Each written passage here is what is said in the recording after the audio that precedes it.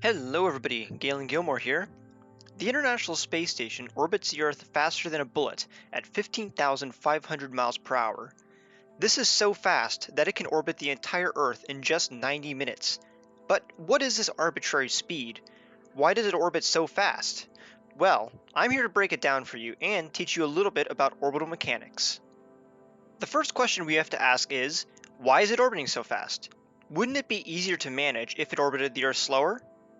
Let's first imagine that we are holding a ball above the surface of the Earth. If we drop this ball, it falls to the ground because of gravity. Okay, simple enough.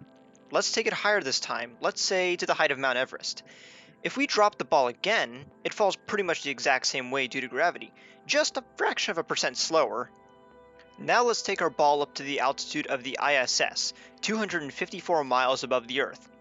Let's drop the ball again, and... oh. It's still falling down. Even though we are 254 miles above the Earth, gravity is still 90% of what we experience on the surface. So how do astronauts float around as if there is no gravity? Instead of just dropping our ball, let's shoot it out of a cannon parallel to the surface.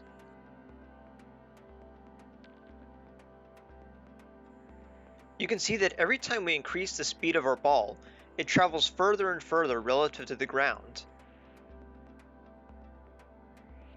With enough speed, we can see that our ball is still falling, but it never actually hits the ground. Once something is falling so fast that it effectively misses the Earth, you've achieved orbit.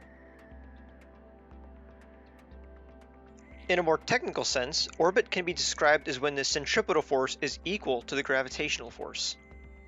This also explains the weightlessness aboard the station. Rather than being caused by a lack of gravity, astronauts can float around because they are in perpetual freefall, like a falling elevator that never hits the ground. Now that we know how basic orbits work, how can we take advantage of it?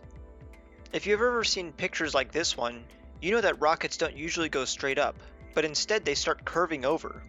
This is because going straight up and down isn't enough to get into orbit.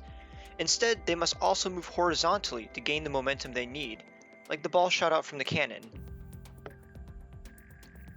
Once in orbit, there are a few basic things you must know that are, once again, counterintuitive to what you might think.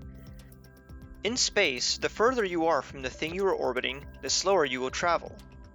But in order to get into a higher orbit, you must actually speed up. By increasing your speed in the direction you are traveling, you will increase your outward centripetal force, and thus cause you to slingshot yourself into a higher eccentric orbit. If you want to circularize your orbit, all you have to do is accelerate at the highest point in your orbit, and you can make your orbit more circular. Now let's say you want to get back to Earth from orbit. All you have to do is the opposite of what you did before. By firing your rockets backwards, as to slow down, you will decrease the minimum altitude of your orbit, hopefully far enough down that you can then use the atmosphere and your parachutes to get you the rest of the way down. Orbital mechanics have a profound impact on our daily lives. Satellites in orbit around the Earth allow us to nearly instantaneously send information across the globe. One particular type of satellite, known as a geostationary satellite, orbits the Earth once every 24 hours. This means that it can hover over one specific area on the globe, allowing constant communication to and from the satellite. We also make use of orbital mechanics to send spacecraft to other places in the solar system. The Perseverance rover, which recently landed on the Red Planet, got there using something known as a Hohmann transfer. This involves speeding up such that the spacecraft and Mars arrive at the same place using the least amount of propellant possible.